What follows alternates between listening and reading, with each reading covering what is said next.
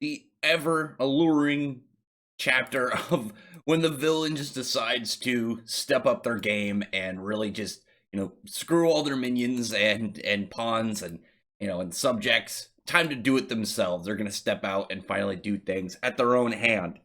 Now, here's the thing. I believed that there was no way that Muzan would be able to at any point replicate another demon, like within a span of time relevant to the series, that could stand up to like the level that he had with Kokoshibo, because Kokoshibo, all the backstory we know, very big deal. As this new, fully evolved version, I fully believe that he could probably do something ridiculous like that, and it wouldn't surprise me. Like if he could just make like people as powerful as he was like prior to this, like his lower self, and just be like, yeah, you are at that level or something ridiculous at the point. It wouldn't surprise me because this is some like, hey, I'm ready to be the final boss bad guy time, or at least the main villain. Like if the author decides to keep going after this, like this is now this buffed up state that will lead to it.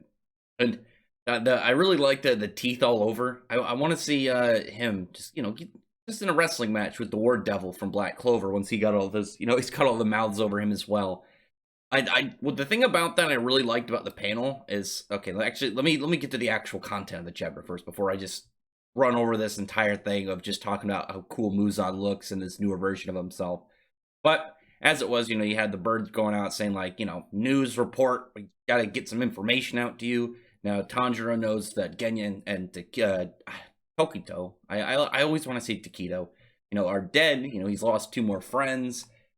Out of the two of them, legitimately, like Tokito, I was surprised that he died. Like Genya, his death was like, oh man, but it wasn't as like out of left field as I saw with Tokito, because he was like one of those characters who, it was like, oh yeah, I've turned my vision on life around and whatnot, and it was going to be how they advanced from there. I mean, he got turned around and he got developed and progressed as a character, but he only got so far before he met his end. And then Tanjiro got the information, the 13th form. I was going to say stance. I mean, I don't think that part. The 13th form of the Dance of the Fire God. And now he's going to be able to use a new technique. And I'm wondering if that will push into the Sun Breath, because really he's going to need that to defeat Muzan. I don't think it would really feel right if by the time he defeats Muzan with it, if he hasn't been able to master it, he's able to do it on his own, or at least like developed his own version. Like that's something that I think Tanjiro would definitely need. He needs to get his own. I mean, he's got sun. He's used sun. He's used Sun Breath or Sun form, whatever, Still breath? I don't know. But he's used the Sun form. He's used Fire form, and he could use Fire and Water form normally, but he can't just jump right into the sun. I'm wondering if what he would develop further, like make his own version out of the water and the fire. Maybe make some form of. I mean, I don't think he's gonna have steam. I'm trying to think of more of like maybe some form. I guess he could probably have both. Maybe just have both of them and have both a fire and a water dragon. Something cool. Or maybe just like, I don't know, buffed up version of the Sun Dragon. I don't know. I guess Sun Dragon would be really cool. I'm just trying to figure out like what would be now a Tanjiro's own thing, because we know that like Kokoshibo, his brother had sun breathing, him being, as the brother, moon breathing. What would be the switched ways, which is funny because, Tanjiro is, he's got the sun breath, and you have Nezuko, who's, a demon. She can only be out at night, can't be with sunlight. Well, no, her version can, but the concept of the demons in general, they are very moon based, they're at night. You kind of like work that kind of idea in there. But anyway, tell me what you think would what Tanjiro's own version, what would his own unique breath be, or unique stance? I don't know, maybe just like, it can't be land. I don't really know what his would be. I have to kind of look back at some stuff. It's a little bit hard, because when you combine fire and water, you think of something like steam, but I don't think steam would really make sense for him. But, I mean, he could easily just go into sun breathing, but I feel like he should invent his own. But I guess he maybe combine all three? And I mean, you can't really combine water, fire, and sun to get something, unless maybe like life. maybe have like some life sword. That actually be really cool. Anyway, they have all the unfortunate lives of the nameless fodder characters, and they're all they find the cocoon of Muzan, and they're like, okay, cool, let's do this now. We're gonna deal with it totally. We're not gonna wait for the pillars, and the unfortunate life for them, as not only Muzan is there, but he's in this evolved state. He's got like this, his hair's turned white. He's got these black markings all over his like body, all veiny, and he's got mouths everywhere. And I really liked when he came down on one of the guys, and it was like a head swipe, but it wasn't like, oh yeah, I hit you so hard the top of your body goes off. It's that open mouth on his hand consumed that whole upper part of that guy's body, and he just continued to go from there, darting around the entire room, just ripping people up, consuming them, and even the bird. Killed even the bird, that poor bird. But here he is. He's like talking about how over the long centuries, like over 1,000 years, he lost the sense of taste. Like he just doesn't really care at that point. But now, as this buffed up state, he's happier. He's able to enjoy food and enjoy like the as he says, gift that Ubuyashiki has given him. And then I was actually a little bit sad on this one because one of the people that he had was Tamayo, and not Tomato. I'm not always trying to mix up names, but Tamayo. Her actually, I figured was gonna live near the end, and she was gonna kind of be that like connecting point between like some demons are not bad and some are good. Well, some are bad, some are good. Well, I can't say bad. Some of them are wanting to live in, live in unison and not just go around being slaughter-hungry monsters. But it doesn't look like be that way, and here it is. Muzan just doesn't care. He's like, whatever, you tried. So, how many people, when she's, I like really, I'm stuttering really fast, sorry. I liked when she was like trying to give him the whole, like, today's the day you die, like speech. And he's like, hundreds of people have given that to me. And all of them, they died on nothing. So suck it. And he just crushes her head after he tells her to go be with her family in the afterlife.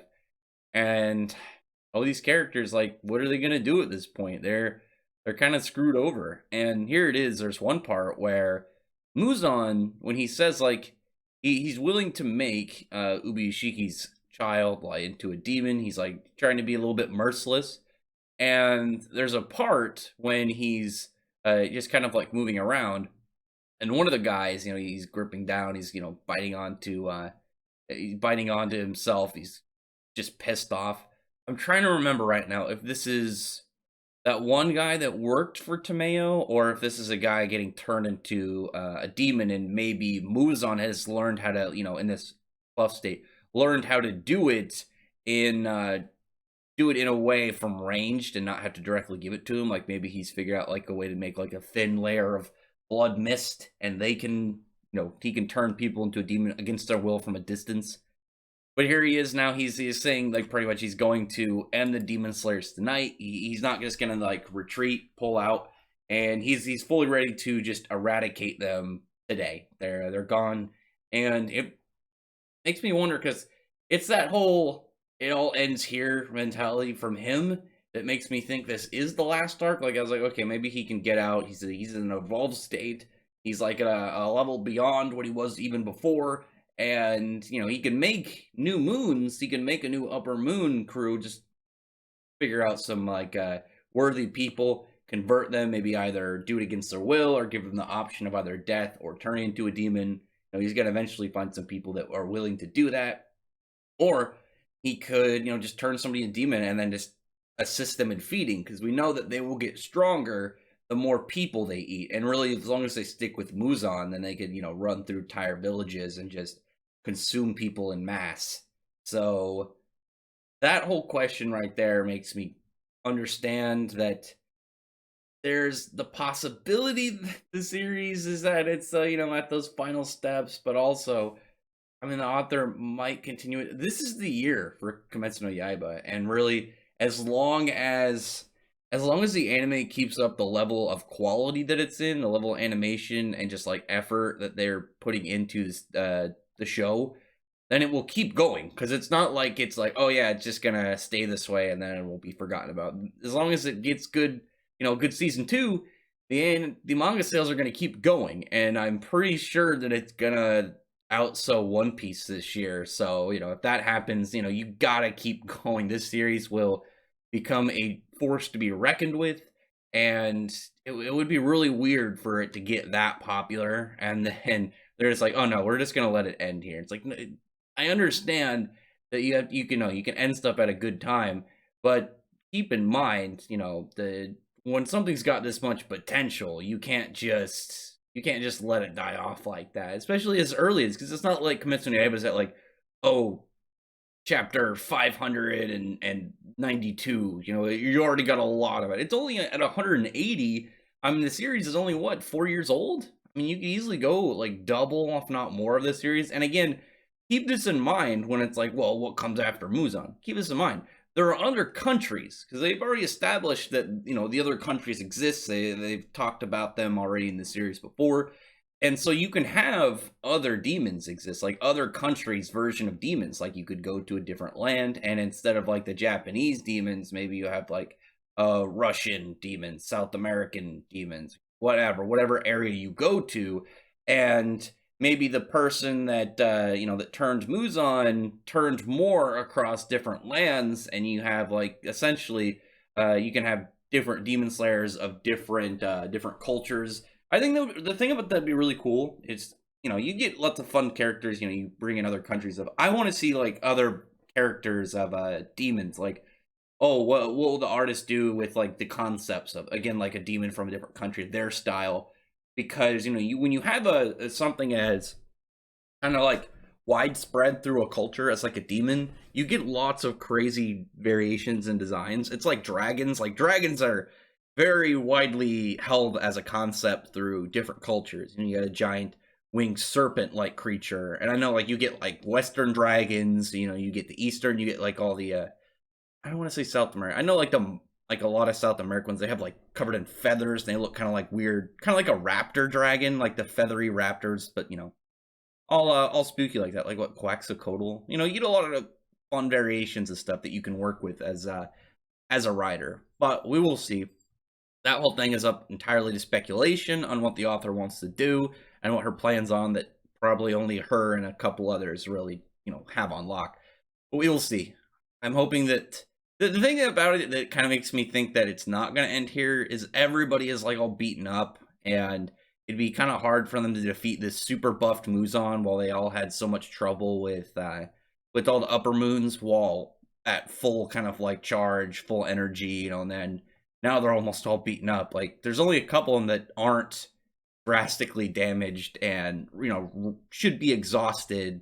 And Muzan was already stronger than them before, and like all the upper moons, and now he's way stronger. So I don't know. We will see. We will see. But other than that, comment below. Tell me what you thought about the chapter. Again, I liked it. It was very straightforward. It was just that, here's the villain. This is his chapter. He's going to do cool stuff in this. He's just going to be a badass. Show off how powerful he is and just do lots of cool stuff.